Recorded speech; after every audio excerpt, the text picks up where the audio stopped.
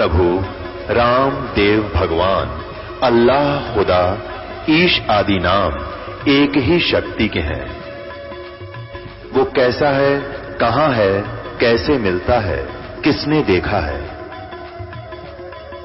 ये प्रश्नवाचक चिन्ह पूर्ण रूप से हटाने के लिए अवश्य सुनिए जगत गुरु तत्वदर्शी संत रामपाल जी महाराज के अमृत वचन, सर्व पवित्र धर्मों के पवित्र शास्त्रों के आधार पर। परमात्मा सतलोक के अंदर एक बहुत बड़े सिंहासन पर विराजमान है, बहुत बड़ा गुमज है वहां पर। उस गुमज के अंदर एक मंदिर नुमा गुमज है, उसके बीच में बैठे हैं परमात्मा, और नीचे से गए थे बाबा जिंदा के रूप में कबीर साहब नानक जी के साथ में। चौर करने लगे कबीर साहब यानी बाबा जिंदा के वेश में, अपने ही दूसरे रूप जो तख्त पर विराजमान थे परमात्मा अन्य रूप में, जिसके एक रोमकूप में करोड़ सूर्य मिला दे करोड़ चंद्रमा, ऐसा एक रोमकूप का प्रकाश।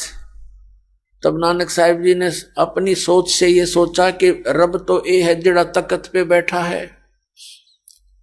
इतनी देर में क्या हुआ कि तख्त पर बैठे हुए तेजो में शरीर युक्त परमात्मा खड़े हुए और कबीर परमेश्वर जी विराजमान हुए। जिंदा बाबा वाले रूप में नीचे से गए थे और तेजो में शरीर जो था वो चौर करने लगा। बाबा जिंदा वाले वेश पर अपने ही दूसरे रूप पर।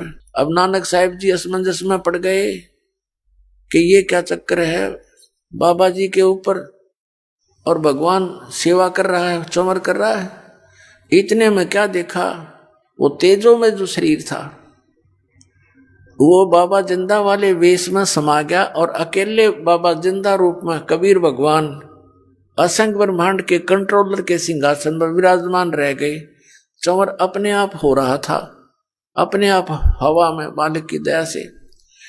तब नानक साहिब जी ने देखा को आए गुरु वो हो, ये है भगवान ही है, ये तो स्वयं ही। तब मालिक ने कहा था कि प्यारी आत्मा, ये सारा संसार काल के जाल में फंसा हुआ है।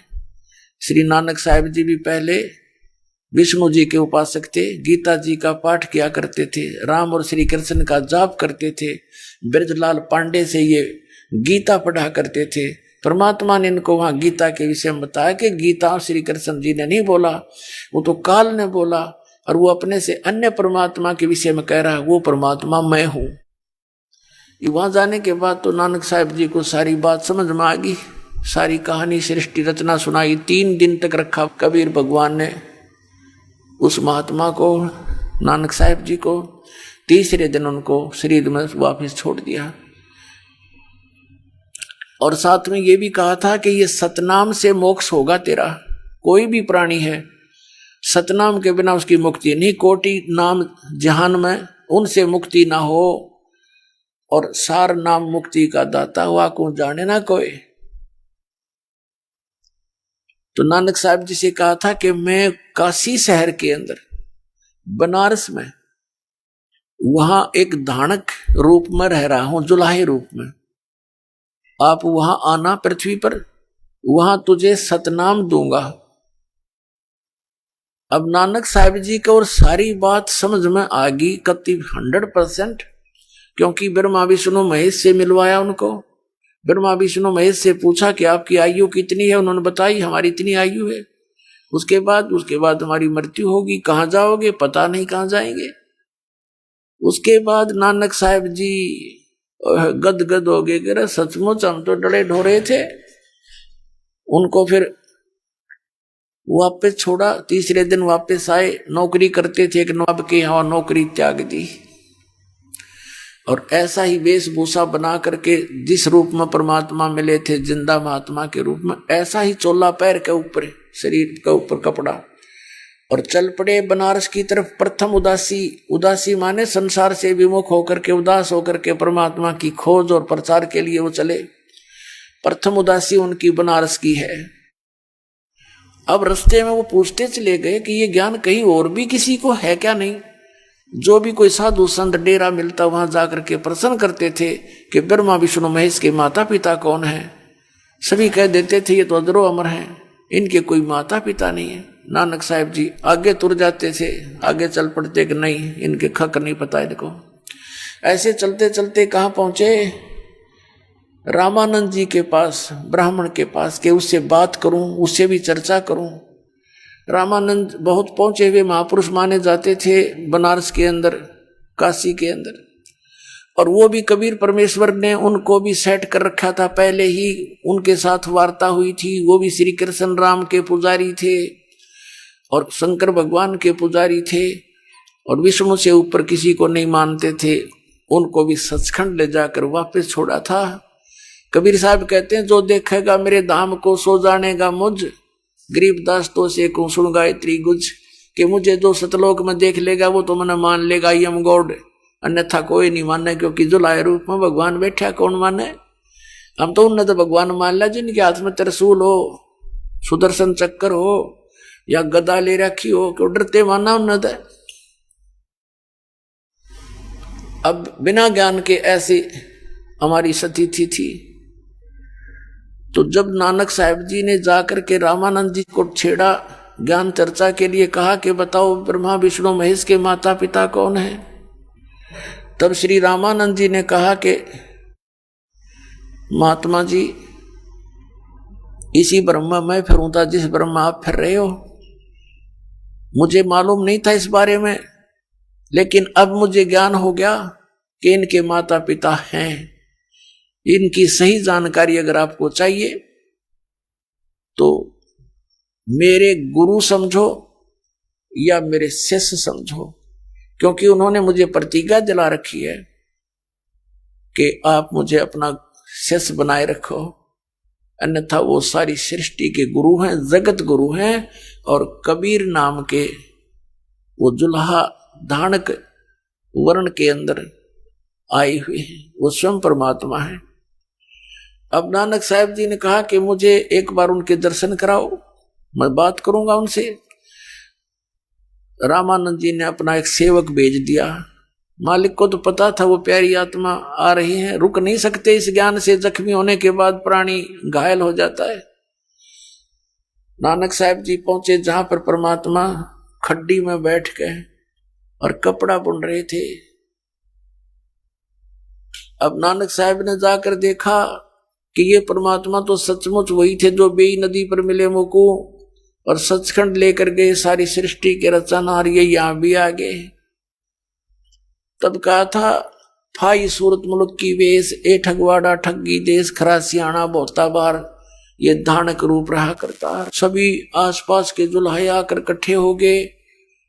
एक पंजाब देश का पंजाबी आकर इस नीरू के पुत्र को भगवान बता रहा है। सभी हंस रहे हैं उंगलियां दे देकर मुख में कि इसको क्या पता, ये तो जुल्हा है, इसको भगवान बता रहा है। लेकिन जिसने भगवान को देख रखा वो कैसे माने उन भोली आत्माओं की जिनको पता नहीं, वो लाल की पहचान जोर ही कर सकता है। फिर नानक साहब जी ने कहा है, ये 24 पृष्ठ श्री गुरु ग्रंथ साहिब में महिला पहला की वाणी है कि एक सवान दोई सवानी नाल भौके भलकाई सदा बियाल, ये कूड़ छुरा मुठा मुर्दार, ये धानक रूप रहा करतार, तेरा एक नाम तारे संसार में एहो आस एहो आधार, ये धानक रूप रहा करतार। नानक साहब जी कह रहे हैं तेरा एक नाम वो सतनाम तारे संसार, पूरे संसार को पार कर दे, और मैं भी उसी आस में उसी आधार से आपके पास आया हूं। और फाई सूरत मुल्क की वेश, ए ठगवाड़ा ठगी देश, खरा सियाणा बहुता बार, ये धानक रूप रहा करतार। वहां नानक साहब जी कह रहे हैं कि इसको तुम एक जुलाहा मत समझो, ये बहुत भार है, बहुत वजनदार है, इसमें बहुत कीमत है इसकी। ये ठगवाड़ा ठगी देश, ये सबको जो है ना धोखा दिए बैठा है, ये खुद परमात्मा है। लेकिन कौन माने? एक जोहरी, एक इतने से 100 ग्राम 200 ग्राम के कंचे को, और कोई कहे ये 2 करोड़ का है, किसको यकीन हुआ? चौनी बिना देखो ये नए फूक एक तरफ। और जो उसको परख लेता है कि सचमुच ये लाल है, वो कहेगा ला मुझे दे, और लोग छुपा के भाग लेगा, कोई देख ना ले। तो ये वो तो लाल के पार खूब बनाए परमात्मा ने पहले उन महापुरुषों को जो भगवान को पहचान सके। फिर उनका 771 पृष्ठ पर वाणी दर्ज है महिला पहला की नानक साहिब जी ने कहा कि नीच जात परदेसी मेरा छे नावे तल जावे और जाकी संगत नानक रेंदा कैसे मोढ़ा पावे। तो पुण्यात्माओं, इन महापुरुषों ने जो सतिथि बताई भगवान को देखकर वो साकार बताई, ऐसे ही वो परमात्मा लीला करता है। इसी प्रकार वो परमात्मा अपनी लीला के आधार से अपने स्वभाव अनुसार सभी महापुरुषों को मिलते हैं। जैसे ऋग्वेद मंडल नंबर 9 और सूक्त नंबर 1 मंत्र 8-9 में, ऋग्वेद मंडल नंबर 9 सूक्त 86 के मंत्र 26 और 27 में, ऋग्वेद मंडल नंबर 9 सूक्त 82 के 1, 2, 3 में, ऋग्वेद मंडल नंबर 9 सूक्त 96 के 16 से 20 में, ऋग्वेद मंडल नंबर 9 सूक्त 20 मंत्र 1 में, और भी अनेकों स्थानों पर ऋग्वेद मंडल नंबर 9 सूक्त 94 के मंत्र 1 में यह स्पष्ट किया है कि वो परमात्मा सतलोक में रहता है, ऊपर तीसरे मुक्ति धाम में, और वहां से गति करके यानी स्वयं चलकर आता है। बहुत स्पीडतें अत्यंत गतिशील पदार्थ के समान चलकर आता है, जैसे विद्युत या बिजली गिरती है, और वो बिजली किसी धातु विशेष पर ही गिरती है, आम अड़ंगे पर नहीं गिरती। तो ऐसे ही वो परमात्मा उन पुण्यात्माओं को ही पर अट्रैक्ट होता है, आकर्षित होता है, उनको ज्ञान से परिपूर्ण करने के लिए, उपदेश देने के लिए आता है। वो किन किन महापुरुषों से मिले, ये लीला उस परमात्मा की वेदों में वर्णित है। वो ऐसी क्रिया करता है, और जब वो परमात्मा 3 प्रकार से पूरे विश्व को संभाल रहा है, 3 सतिथि में। एक सतिथि में सतलोक में रहते हैं, जिस सतलोक में साकार रूप में मनुष्य दृश्य है, उनके एक रोमकूप में करोड़ सूर्य मिला दे करोड़ चंद्रमा, इतना एक रोमकूप का प्रकाश है। और वहां मुक्त हुए प्राणियों का, मुक्त हुई आत्माओं का शरीर 16 सूर्य जैसा तेजों में है। कर नैनो दीदार महल में प्यारा है, इस शब्द में परमेश्वर ने पूरा वर्णन दे रखा है। उसमें स्पष्ट बताया कि जो वहां पहुंच गई आत्मा सतलोक में, उसका 16 सूर्य जैसा तेज हो जाता है। अरिया ज्ञानी अनाड़ी के राधा स्वामी धन सदगुरु, ये सच्चा सौदा वाले, जय गुरुदेव वाले, कि वहां तो मुक्त आत्मा ऐसे मिल जाती है परमात्मा में, जैसे बूंद समुद्र में, समुद्र की बूंद समुद्र में मिली, उसी का रूप हो गया। ऐसे लतीफेदार बातें बनाकर दुनिया को भ्रमित करे। और उसमें उसी शब्द में लिखा है कि 16 सूर्य जैसा तेज में शरीर होता है जीवात्मा, जो वहां मुक्त होकर चलेगी। और परमात्मा का शरीर का तेज और अत्यधिक है, उसके तो एक रोमकूप में करोड़ सूर्य मिला दे करोड़ चंद्रमा, इतना तेज है। तो इतनी ही पावर यानी शक्ति का अंतर है। ये कई अज्ञानी कहते हैं कि जीव ही परमात्मा है और कोई परमात्मा है नहीं। बताओ इनकी अकल कहां जा रही है? जीव ही भगवान है तो फिर परमात्मा क्यों कहा उसको? आत्मा से श्रेष्ठ है वो, परमात्मा है। तो पुण्यात्मा अपनी लीला अनुसार वो 3 सतिथि में अपने पूरे विश्व को संभालता है, धारण पोषण करता है। एक सतिथि में वो आते हैं प्रत्येक युग में, चारों युग में आए परमात्मा। सतयुग में सत्सुकृत नाम से प्रसिद्ध हुए, त्रेता में मुनिंदर नाम से, द्वापर में करुणा में नाम से, और कलयुग में कबीर नाम से। प्रत्येक युग में एक लीला ऐसी करते हैं कि सतलोक से चलकर आते हैं गति करके, बाहर जंगल में सरोवर के अंदर कमल के फूल के ऊपर वन में आकर के वो वहां शिशु रूप धारण कर लेते हैं। जल के ऊपर निवास करने के कारण परमात्मा को नारायण कहा जाता है। वहां से पूर्व परमात्मा के संस्कारी हंस होते हैं, वो निसंतान दंपति उनको उठा ले जाते हैं। और धीरे धीरे वो फिर क्या होता है कि कुछ दिन वो भगवान कुछ भी आहार नहीं करते शिशु रूप में, तो उनके लिए प्रेरणा होती है, किसी ना किसी माध्यम से परमात्मा प्रेरणा करते हैं। कंवारी गाय लाई जाती है, कंवारी गाय, और कंवारी गाय फिर दूध देती है। उस कंवारी गाय के दूध से भगवान की नवजात शिशु रूप में प्रकट परमात्मा की परवरिश की लीला की जाती है।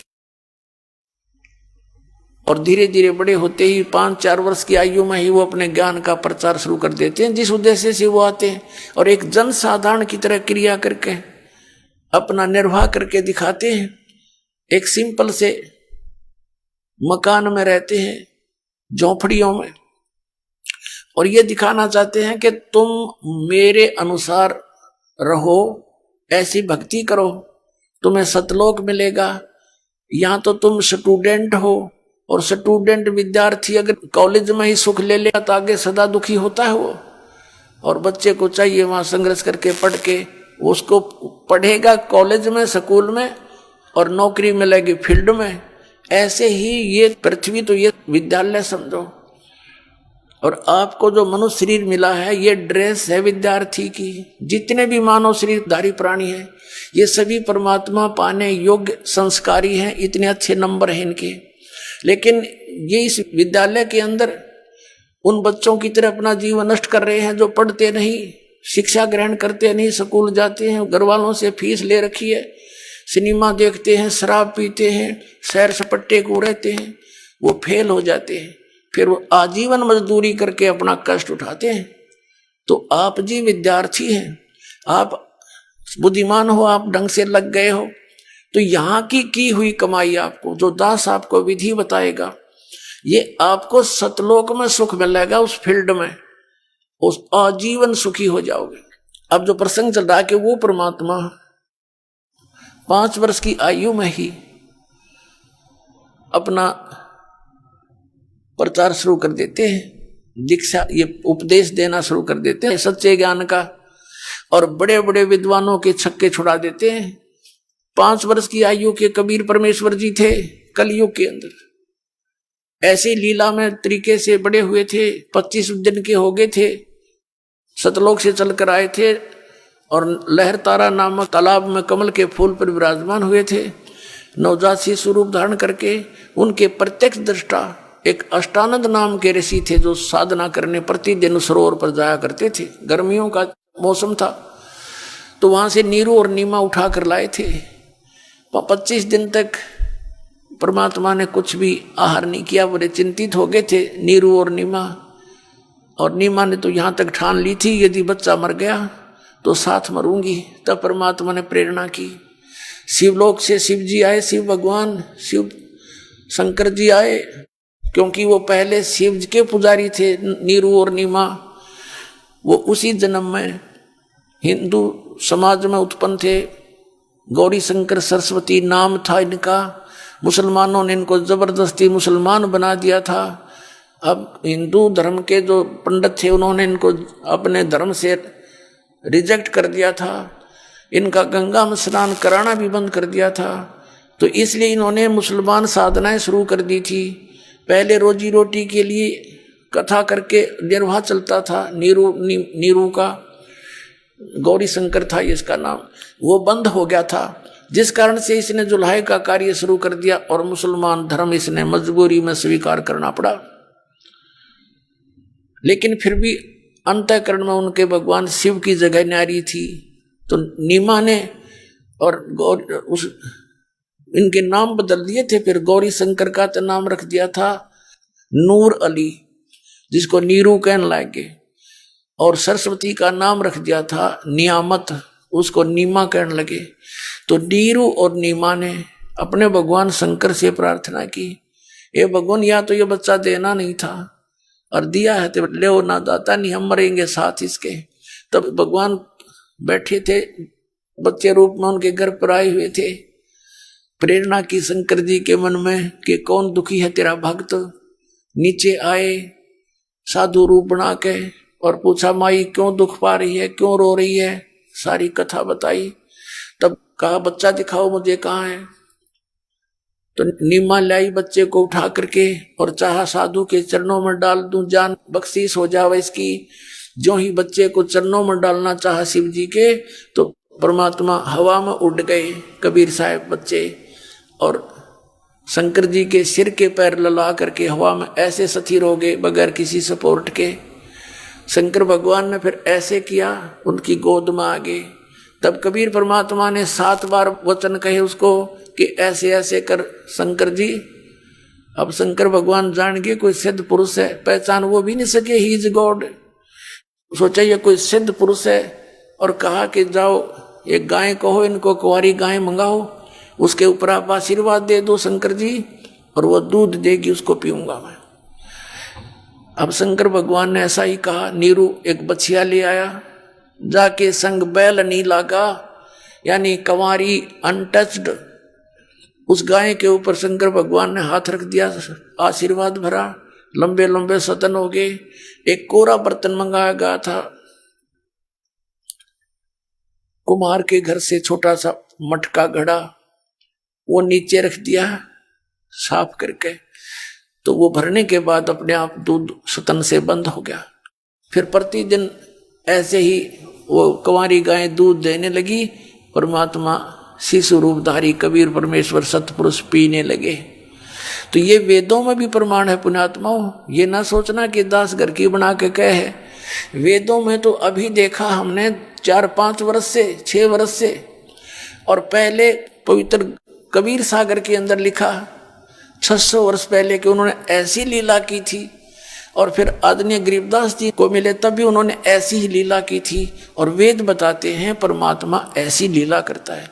तो ऐसी लीला आज तक किसी भी गॉड ने नहीं करी, किसी भी जिसको हम परमात्मा मानते थे उनकी ये लीलाएं नहीं है जो वेदों और सदग्रंथों से मेल खाती हो। तो इससे हमें ये पहचान हो गई कि कबीर इज गॉड। अब हम अपने प्रसंग पर आते हैं कि ये परमात्मा वो हैं, ये साकार हैं, सतलोक में सारी सृष्टि है, एज इट इज है, जैसे यहाँ पर है, उसकी नकल है यहाँ पर।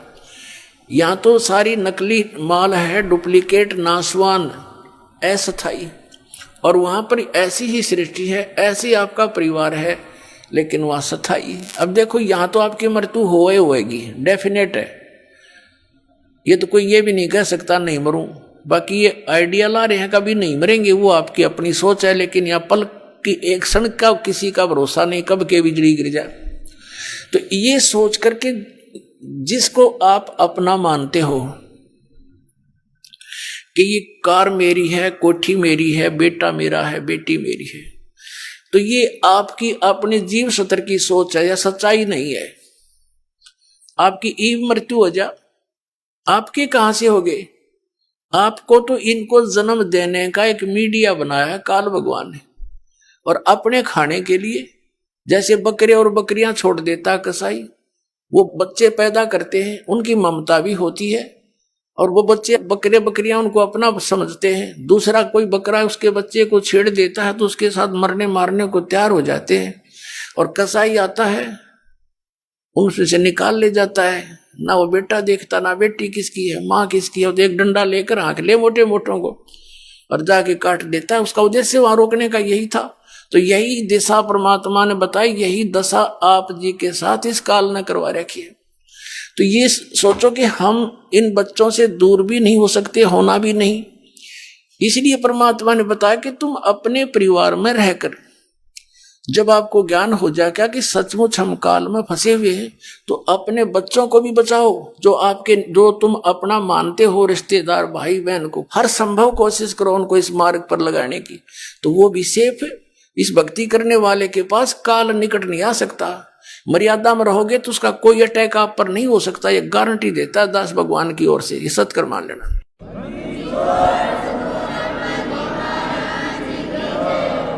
अकाल मृत्यु नहीं हो सकती आपके किसी परिवार की अगर आप मर्यादा में रहोगे।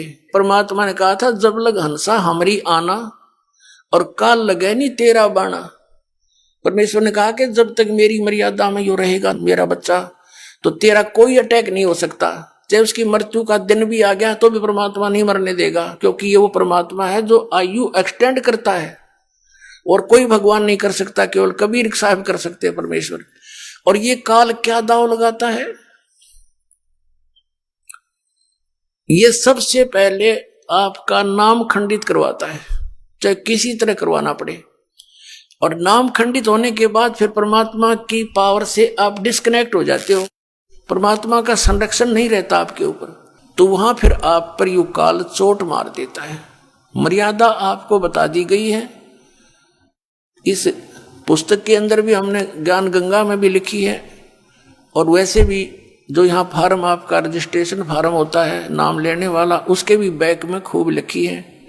और एक दूसरे भक्तों से भी पूछ लिया करो, वह मर्यादा ठीक रखो। आपके घर में सुख, शरीर में सुख, और आपकी आयु, आप जितना जीवन चाहोगे उतना ले लेना मालिक से, पर भक्ति के लिए लेना। केवल भक्ति के लिए मांगोगे तो मिलेगा, यहाँ की बकवादों के लिए मांगोगे तो नहीं मिलेगा। यानी भक्ति मीन के कल्याण हो मालिक मेरा इसी जीवन में, भक्ति करूं और मोक्ष प्राप्त करूं, मेरी भक्ति अधूरी ना रह जा, इसलिए जीवन यातना आप कर सकते हो तो मिलेगी आपको। अब प्रसंग चल रहा है कि जैसे आदरणीय नानक साहिब जी को परमात्मा बेई नदी पर बाबा जिंदा के रूप में मिले थे, वो कबीर साहिब थे, काशी वाले धानक थे, जुलाहे थे। अब सन 1398 से लेकर सन 1518 तक वो परमात्मा सतपुरुष, जिसे अकाल मूर्त भी कहते हैं, शब्द स्वरूपी राम भी उसी को कहते हैं, परम अक्षर ब्रह्म भी उसी की उपाधि है,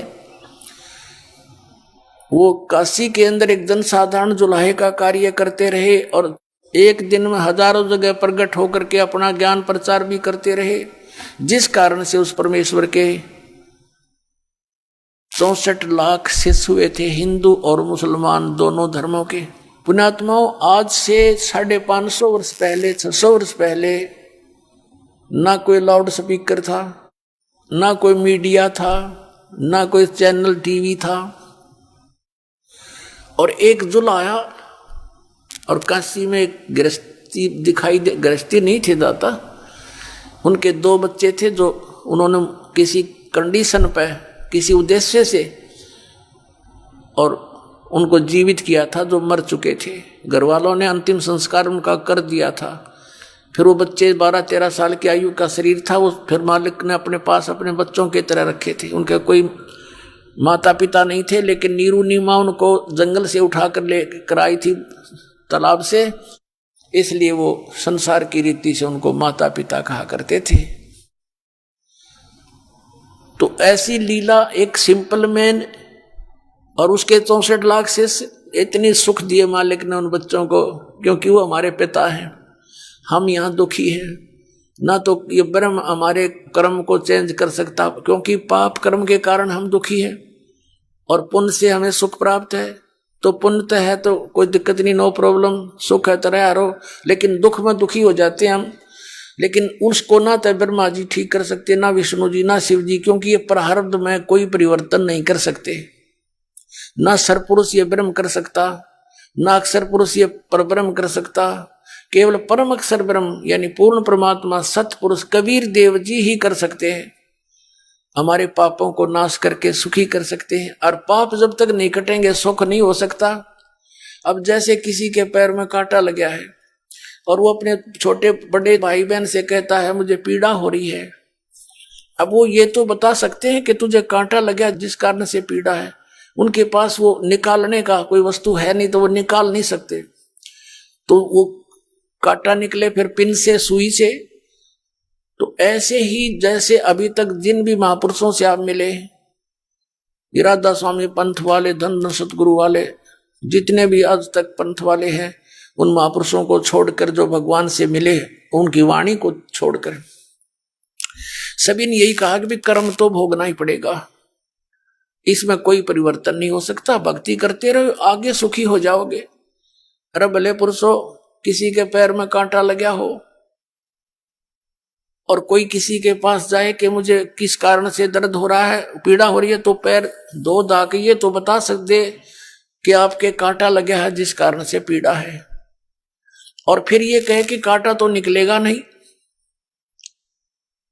ये पीड़ा बंद करनी मेरे बस की बात नहीं, जूते पहन लो, भविष्य में कांटा ना लगेगा।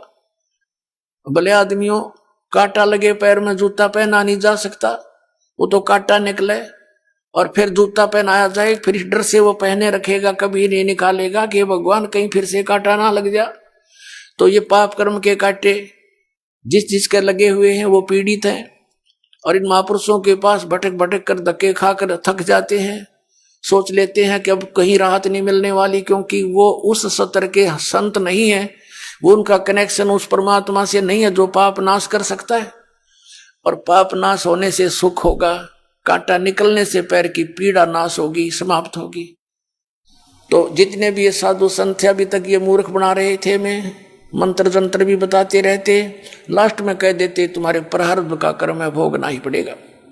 अब निश्चय हम सोच लेते भाई ठीक है तो मेरे पीछा छूटेगा, फिर भक्ति की क्या आवश्यकता है? अगर ऐसे बिरान मट्टी होकर मरना है फिर भक्ति की क्या आवश्यकता है? भगवान को मानते हैं सर्व सुखदाई है, सभी दुखों का नाश कर सकता है, इसलिए उसकी खोज हम गुफाओं में पता नहीं कहां कहां बैठे संतों के पास करते रहे। तो परमात्मा कहते हैं पर्वत पर्वत में फिरा कारण अपने राम, राम जैसे संत मिले जिन सारे सब काम। तो पुण्यात्मा वो सुखदाई परमात्मा है, उस पर हमारा दुख देखा नहीं जाता। पर परमात्मा कहते हैं अनंत कोट बाजी जहां मन रचे सकल ब्रह्मांड, और कह कबीर मैं के करूं यू काल करे जीव खंड। अब कबीर साहब जी आखिर में ये कह देते हैं मैं इतना समर्थ हूं कि सारे ब्रह्मांडों को रचना मैंने करी और मैं 1 मिनट में न सुखी कर दूं। जय मुझे मेरे पर विश्वास कर लें और मेरी बातों को मानकर साधना कर ले। लेकिन कहते हैं आखिर में कि कह कबीर मैं के करूं यू काल करे जीव खंड, ये हमसे निकाल ले जाता है काल। यहां से कोई न कोई ऐसी मन में भूतनी बांट दे इसके, क्योंकि अज्ञान हमने घना सुन रखा। ज्ञान केवल एक सतलोक आश्रम बरवाला में, बाकी सब जगह आध्यात्मिक अज्ञान भरा पड़ा है। तो उस आधार से सभी आधारित है, और यहां से गए हुए प्राणी को कोई ना कोई सिर फिरा मिल जाता है कि वो किसी ने संत बना दिया।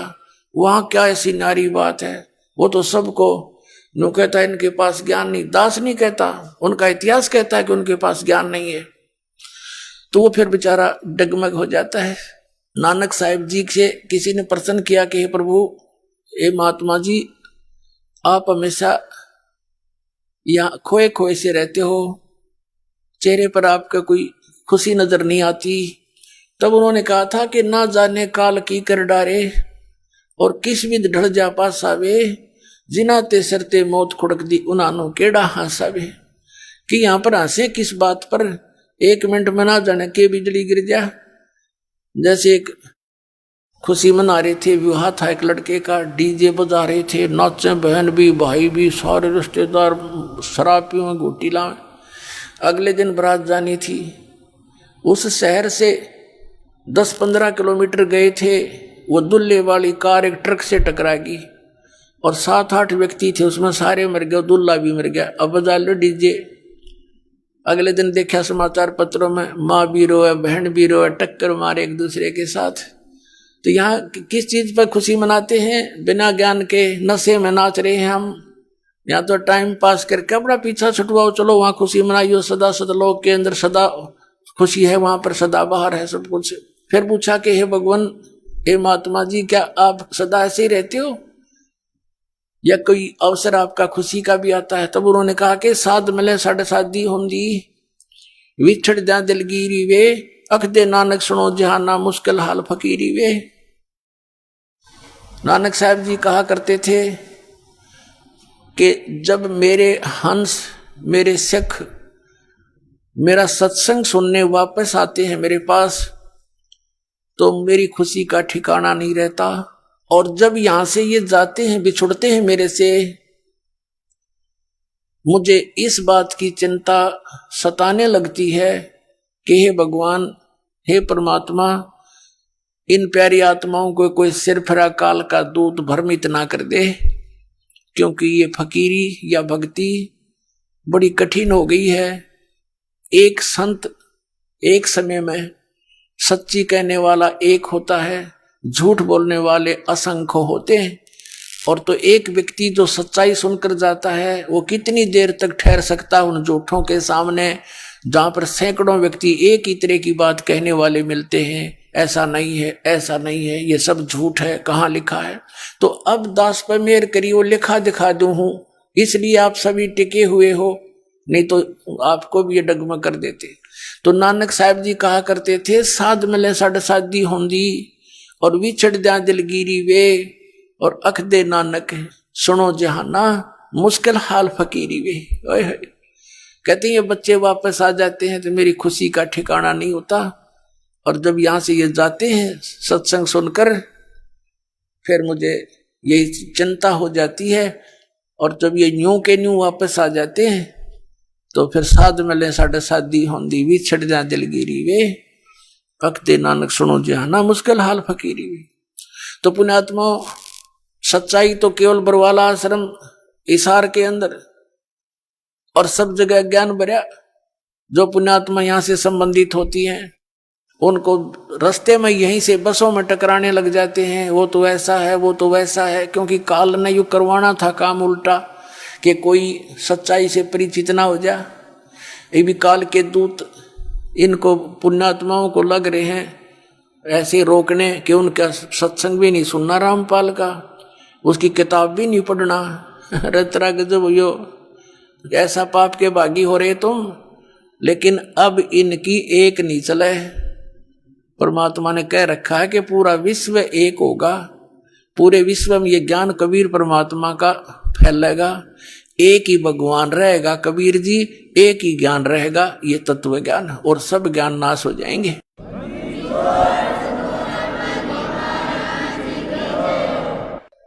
और सभी परमात्मा के बच्चे भगवान की चर्चा किया करेंगे। जहां पार्कों में बैठकर इधर उधर की बकवादें गढ़ते हैं, कोई राजनीति की बतलावे, कोई बहु बेटियां की अच्छे बुरे होने की एक दूसरे ने कह के अपना मन हल्का करता है, टाइम वेस्ट करता है, कोई ताश खेलता है, कोई गुट्टी लाता है, कोई 2 नंबर के काम करके सारा जीवन नरक बना रहा है अपना भी परिवार का भी। इस ज्ञान से परिचित होकर आपको ये रिश्वत, मिलावट, चोरी, ठगी, जारी आपको विष दिखाई देगी, तो पुण्यात्माओं विष को कोई खा नहीं सकता। क्या कहते हैं, जैसे किरका जहर का रंग होरी हो, कहो कौन तिस खावे राम रंग होरी हो। जैसे एक कण पड़ा हो विष का, उस कण को भी कौन खाएगा, निकट भी ना जा, बल्कि कितना मिट्टी में दबाओगा उठा के, किसी और का हाथ ना लग जाए। जैसे किरका एक कण विष का, जैसे किरका जह का रंगोरी हो, कहो कौन तिस खावे राम रंगोरी हो। तो ऐसे जो हमें पाप दायक कोई भी कार्य होगा वो विष दिखाई देगा, हम नहीं करेंगे उसको। हम पैसा नहीं लेंगे किसी से रिश्वत, क्योंकि वो हमारे लिए जबरदस्त बाहर बन जाता है। आप देखते हो जिसने किसी से रिश्वत ली या कोई और कारण से पैसा ऐंठा, अगले जन्म में बैल बने और मंडी के अंदर वो आदमी तो आदमी बने और वो बनेगा बैल। मंडी में एक अकेला जोड़ा जाता है एक बग्गी के अंदर, और इतना ऊंचा बोरी भरकर उसका ऊपर बैठ कर लठ मारे। वो रिश्वत लेने वाला अधिकारी अब बैल बनकर लठ खा रहा है उस धनी के, वो सारे पूरे करेगा। तो पुण्यात्माओं इस प्रकार हमने इस तत्व ज्ञान को समझना है।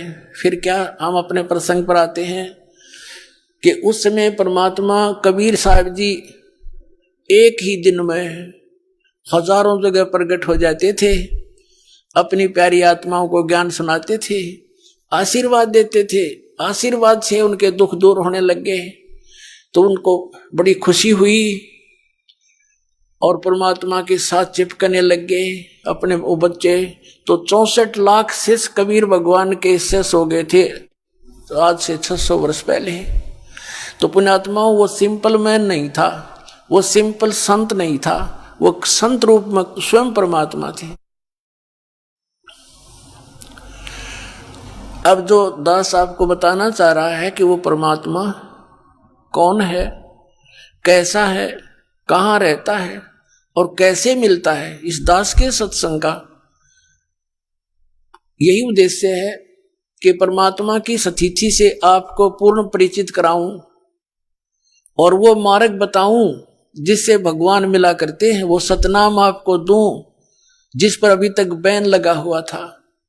इस सतनाम को परमात्मा ने आदरणीय धर्मदास जी को दिया, लेकिन आगे देने से मना कर दिया इसी सतनाम को परमात्मा ने आदरणीय मुल्कदास जी को दिया, लेकिन आगे बताने से मना कर दिया।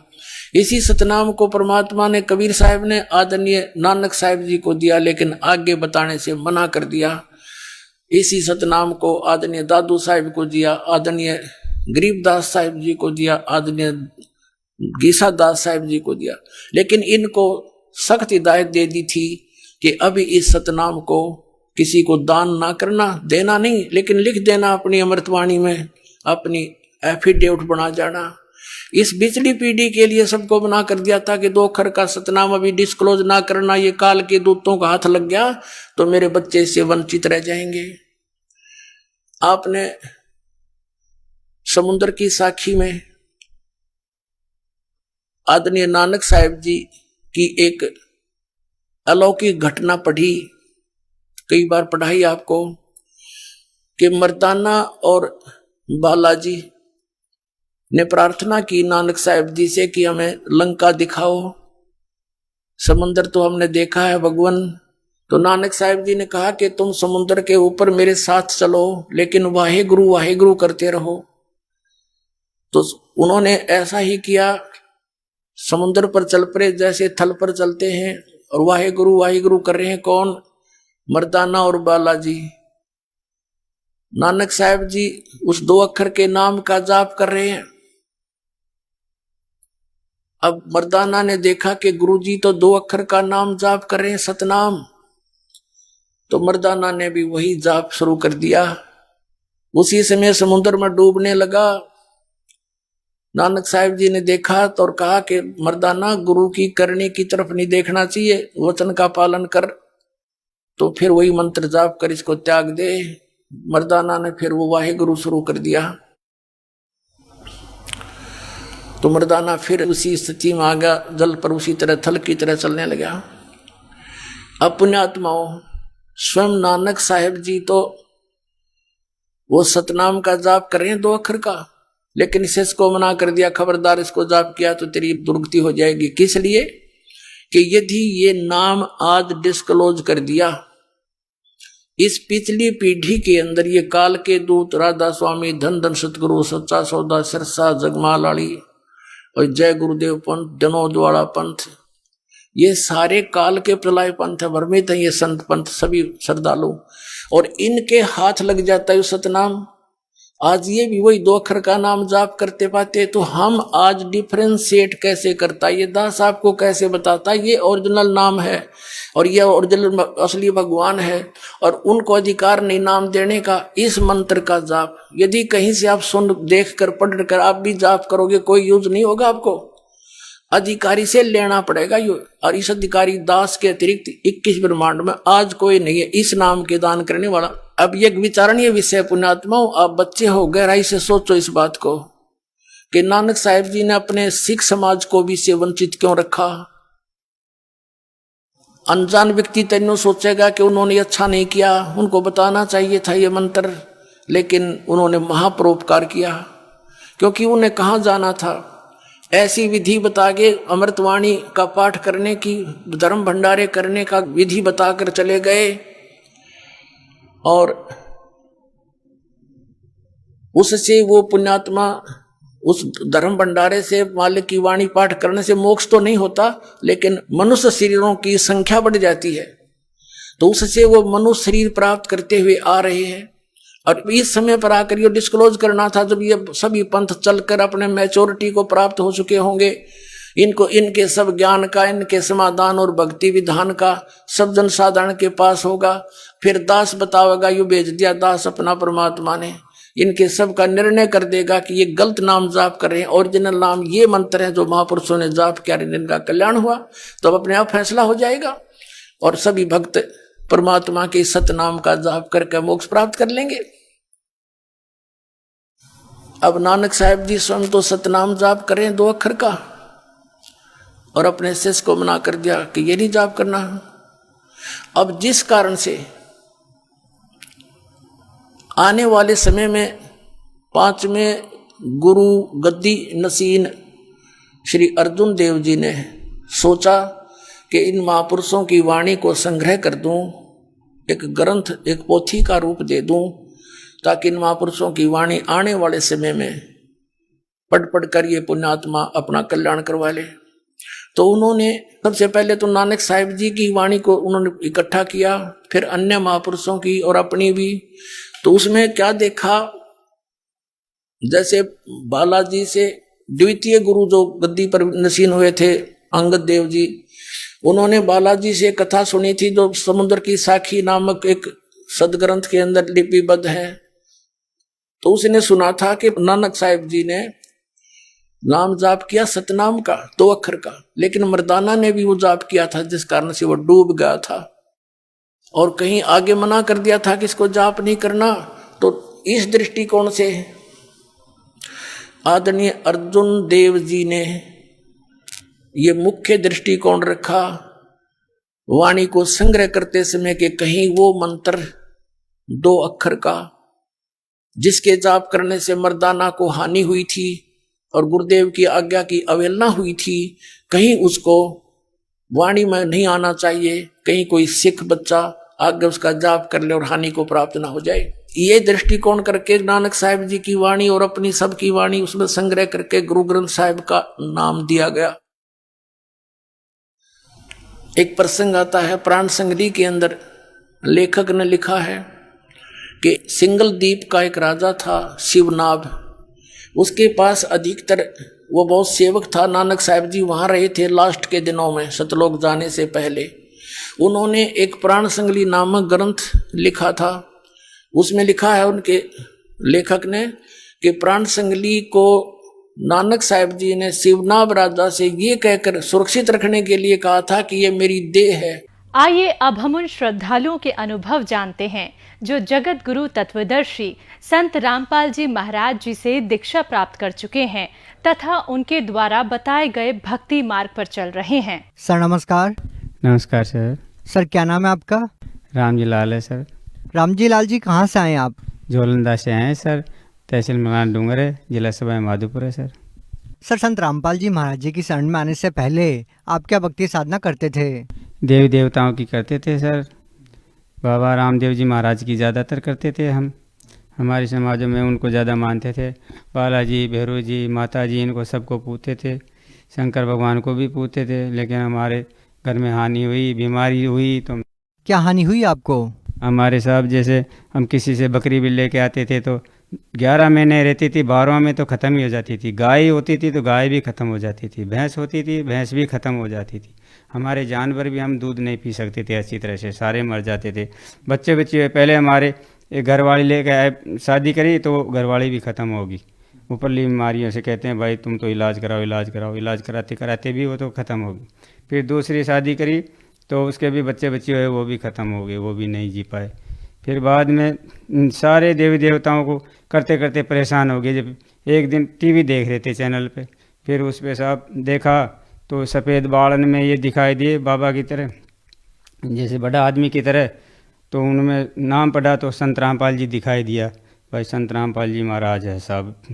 तो उनको देखते देखते उनके इंटरव्यू में आते हैं, बाद में आते हैं, वो सत्संग के बाद में आते हैं, उनकी भाइयों की बात सुनी मैंने।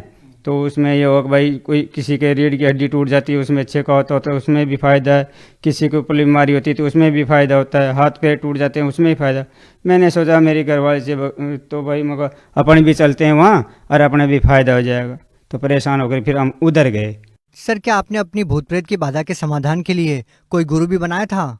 गुरु बनाया था साहब। पहले हमने पहला गुरु तो बनाया भजनानंद जी महाराज जी थे 2001 में, उनका भी बहुत नाम दाम लिया, फिर भी कुछ भी पार नहीं पड़ी साहब। उन्होंने ओम नाम दिया था, खूब भक्ति कर ली, कोई भी फ़ायदा नहीं हुआ साहब। उसके बाद में मेरे घरवाली क्या नाम से वो कहती है कि मैं उधर चले जाती हूँ, सतपाल जी महाराज के वहाँ नाम ले लेती हूँ। मैंने कहा भाई तू उधर ले ले, मैं तो उससे भी मना नहीं किया। फिर मैं धन सतगुरु जी के चले गया, मैं उधर कर रहा था, उधर भी कोई फ़ायदा नहीं हुआ हमारे। फिर हमको तो वो चैनल देखा संत रामपाल जी महाराज का, और उसमें हमने बीमारियों को देखा, तो फिर हम उधर चले गए। हमारे पास पैसा भी नहीं था, हमारे पास सारे पैसा भी ख़त्म हो गया, कर्जा और हो गया, हमारे 5-7 लाख रुपए का कर्जा भी हो गया, और इतना पास में था वो भी पूरा खर्च हो गया, कुछ भी नहीं बचा। सर आपके जीवन में इतनी सारी परेशानियां थी, भूत प्रेत की बाधा से आपका पूरा परिवार परेशान था, तो फिर आपने संत रामपाल जी महाराज जी से नाम दीक्षा क्यों ली? हम टीवी पे देख रहे थे साहब। टीवी देखते देखते रात के 9 बजे से 11 बजे तक वो आए सत्संग। तो सत्संग में देखा तो संत रामपाल जी महाराज का था, उसमें कोई बता रहे थे पीछे जो आते हैं वो सत्संग के बाद में, तो कहा हमारी ये बीमारी है वो ख़त्म होगी। तो हमको तो ये फ़ायदा मिला कि भाई इसमें सारा फ़ायदा मिल रहा है, पैसा भी नहीं लग रहा है। तो मैंने कहा वहाँ चलो। तो उसमें से हमने एड्रेस लिया, कागज़ में उतारा और एड्रेस लेकर के हम तो उधर बात किया। तो हमको तो देखो बात करनी नहीं आती थी। उधर भगत भाई थे, वो सत साहब कह के बोलते थे, हम तो भूल गया सत साहब को। तो हम कहते भाई साहब हमारी ये बीमारी है, ये बीमारी है। फिर ऐसे हम चले गए। उन्होंने बोला आप आ जाओ। बरवाड़ा में वहाँ संत रामपाल जी महाराज का आश्रम था। और हमको तो वो रेलवे स्टेशन पे गया, वहाँ जाते ही गाड़ियाँ मिली बहुत सारी और कहते भाई आ जाओ आ जाओ, संत रामपाल जी महाराज के चलने वाले सब आ जाओ। जो छोटी छोटी कारें भी थी, बड़ी बस भी थी, तो बहुत ही आदमी भरे रेलवे स्टेशन से। हमसे तो कोई पैसा ही नहीं लिया, वहाँ आश्रम पे ले जाके छोड़ दिया। मैंने सोचा भाई पैसे लेंगे, 1 भी रुपया नहीं लिया। हम तो उतर गए। तो हमारे घरवाले भी थे, मैं भी था। शुरुआत में हम दोनों ही गए थे साहब। तो अरे एक गांव में से था पास में, उसके भी कोई कैंसर की बीमारी हो रही थी, तो वो भी चले गए घरवाले को लेके उसके साथ में। तो 4 जीव गए थे हम। तो 4 जीव वहाँ चले गए। जाते हैं वहाँ के भाई चेक करने लगे तो हमारे तो हमसे जो 2-3 दिन में आएंगे। बीड़ी पीता था, हमारे घरवाले भी बीड़ी पीती थी। तो 4-4 5-5 बंडल और माचिया धर लेगी। तो वहाँ जा करके बाहर ढोल रखा था, लेन लगा दी आदमियों के अलग और औरतों के अलग। तो हमारा तो सामान जेवा सब चेक करी, बोले ये सारी बीड़ी माची यहाँ निकाल दो, जो चलम है जो तम्बाकू पीते हैं सब बाहर निकालो और इसमें डाल दो। तो हमने सोचा थोड़ा बहुत तो छुपा लेते हैं, बैग में रख लिया और बाहर की तो हमने डाल दी। तो बैग भी आगे जाके चेक किया तो उनका भी निकाल करके उनको भी सबको डाल दिया, कुछ भी नहीं सोडा साहब हमारे पास। तो हमने सोचा अब क्या पियेंगे भाई। अंदर गया तो बोले भाई तुम्हारा फार्म भरवाओ। फार्म भरवाया। मैंने कहा साहब हमारे तो ऐसे ऐसे बीमारी है। तो बोले सब मिट जाएगी, बीमारी की चिंता मत करो, ये नाम तो आपको अच्छी मुक्ति पाने के लिए दिया जाता है। फिर वहाँ देखा साहब, वहाँ ताव भाव देखा तो आश्रम में अंदर देखा तो बहुत भक्त भाई, वे बहनेर सारे भाई सब थे, बहुत थे। तो ऐसा तो हमने कभी वो आश्रम भी नहीं देखा, जिंदगी में पहली बार देखा। बड़े बड़े खम्मर ऊंचे पे चादर थे। ऐसे गया फिर वहाँ देखा कि भाई पहले तो तुम ऐसे करो, खाना खाओ, चाय पानी पियो और नहा धोई करो, नमटा धोरी करो, सब कुछ करो। मैंने कहा साहब हम तो हमारी बीमारी का लगने लग रही कि भाई बीमारी मटे पहले। तो हम तो जाते हैं, मैंने कहा साहब हमारी बीमारी मटना चाहिए। कि बोले भाई मिट जाएगी, तुम्हारा को अभी फार्म भरवा देते हैं। खाना वाना खाया, नया धोया और वहाँ गए साहब। जा करके उनको नाम का फार्म भी आ रहा था ना, वो लेकर बैठा दिया कि भाई यहाँ नाम लो। जब से हमने संत रामपाल जी महाराज फिर वो दीक्षा ली ना साहब, दीक्षा लेने के बाद में मेरे को ये पता नहीं चला गया, जब से भी मेरे को कोई वो बीमारी का एहसास नहीं हुआ। परमात्मा की मर्जी हुई, हमको तो मालूम नहीं था भाई परमात्मा ही स्वयं आए हुए हैं धरती के ऊपर। हम तो वैसे ही साधारण कोई संत है वैसे ही इन और महात्मा साधुओं की तरह। तो वहाँ गए तो साहब नाम लेते ही हमारे तो वो बीमारी का ये पता नहीं चला किधर गई वो बीमारी, आज तक भी हमको मालूम नहीं है। सर आपने बताया कि आपने संत रामपाल जी महाराज जी के आश्रम में जाके उनसे नाम दीक्षा ली। सर पहले आप सतपाल जी महाराज से जुड़े थे, उनके आश्रम में भी गए होंगे। तो संत रामपाल जी महाराज जी व संत सतपाल जी महाराज जी के आश्रम में आपको क्या भिन्नता नजर आई? अजी वहाँ की तो कोई व्यवस्था नहीं है, लेन लगा के तो खाना देते हैं। 40 रुपये की एक प्लेट लगाते हैं, एक थाली में खाना देते हैं, उसमें भी 40 रुपये लेते हैं वहाँ तो। इसलिए हम तो इधर गए तो वहाँ तो खाना खाया तो वहाँ भी कोई पैसा भी नहीं। संत रामपाल जी महाराज के तो आश्रम में कोई पैसा भी नहीं लेते हैं। और वो रजाइयाँ ओढ़ने को देखो, बिस्तर देखो, गद्दा देखो, सारे फ्री में दे रहे हैं। बैठना उठना खाना नहाना धोना सारा फ्री है, तेल साबुन सारा फ्री है। दूध पियो तो दूध, छाछ खाओ तो छाछ। और सतपाल जी महाराज के आश्रम में उधर तो पैसा लेते हैं, 40 रुपये लेते हैं एक थाली का ही, उसमें रोटी सब्जी मिलती है, वैसी अच्छी सब्जी भी नहीं मिलती है अच्छी तरह। क्या करें उधर तो फिर हम तो परेशान हो गए सारे छोड़ करके। और वो गुरुजी का जब सत्संग देखा ना, सत्संग देखते ही संत रामपाल जी महाराज के शरण में जाते ही सारी बीमारी खत्म हो गई हमारे तो सबकी। हमारी एक बच्ची थी छोटी, उससे बैठा नहीं रह जाता था, सारे डॉक्टर मना कर दिया, बोले भाई इसका तो कोई इलाज ही नहीं होगा, इसके तो बीमारी और है, अगर इसका इलाज हो जाए ना डॉक्टर कर दे कोई भी तो। और यहाँ हमारे सवाई माधोपुर में थे, वो डॉक्टर मना कर दिया, बोले कहीं भी ले जाओ, दिल्ली बम्बई कहीं भी चले जाओ, आपका कोई इलाज नहीं होगा इसका। फिर एक पीर बाबा का स्थान था, वहाँ गए तो उस पर भी कुछ भी नहीं हुआ।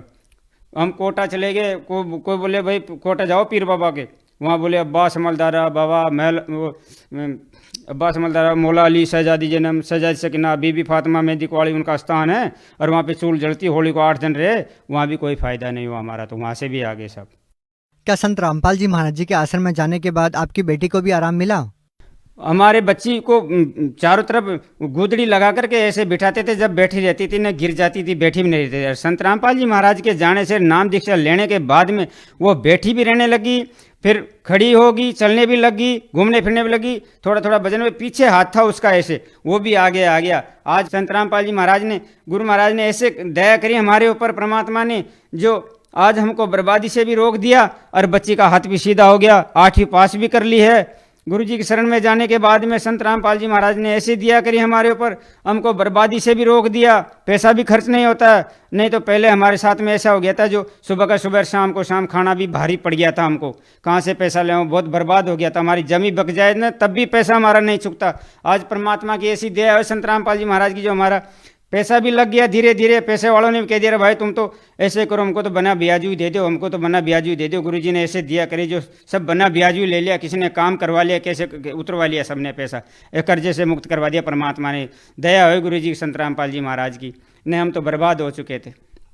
और सर, जो भूत प्रेत की बात थी आपकी पत्नी को, क्या वो ठीक हुई? वो भूत प्रेत की समस्या इतनी थी कि लेटी लेटी डोलती थी, ये मान लो ऊपरली बीमारी थी। वो भी गुरुजी की शरण में जाने से, संत रामपाल जी महाराज की शरण में जाने से, जिस दिन वो नाम लिया जिस टाइम पे, उस टाइम से बिल्कुल हल्का फुल्का शरीर हो गया। वो बीमारी पता नहीं कहाँ निकल के चले गई, जो आज तक देखने को नहीं आती थी।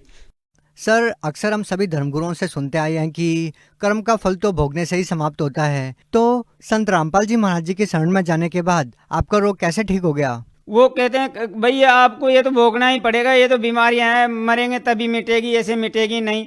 अब जब संत रामपाल जी महाराज की शरण में गए तो सारा मिट गए। तो हम तो उनसे यही कहते हैं सभी भक्त भाइयों से, भाई आ जाओ आ जाओ। अब 2-4 भक्त भाई तो आ चुके हैं शरण में, लिया उनको कहा गुरु जी की तरफ से किताबें लेने के, भक्त लोग भाई कहते थे भाई किताब ले जाओ, सेवा किया करो।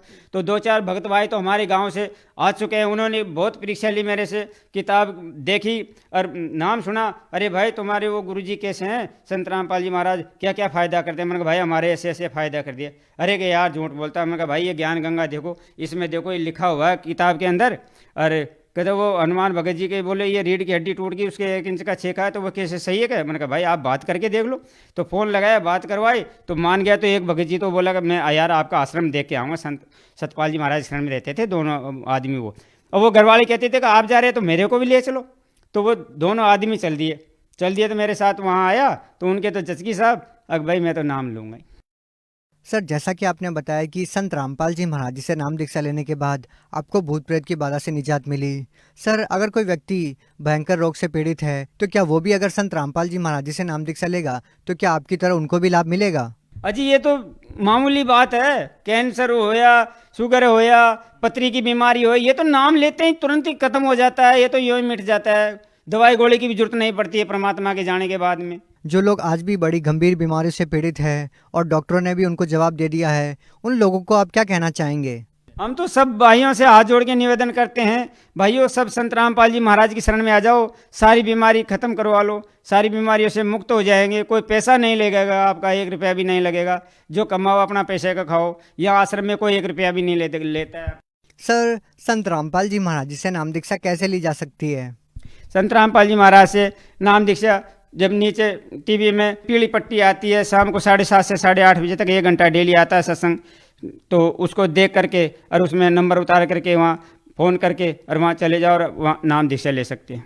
बहुत बहुत धन्यवाद। सत साहिब।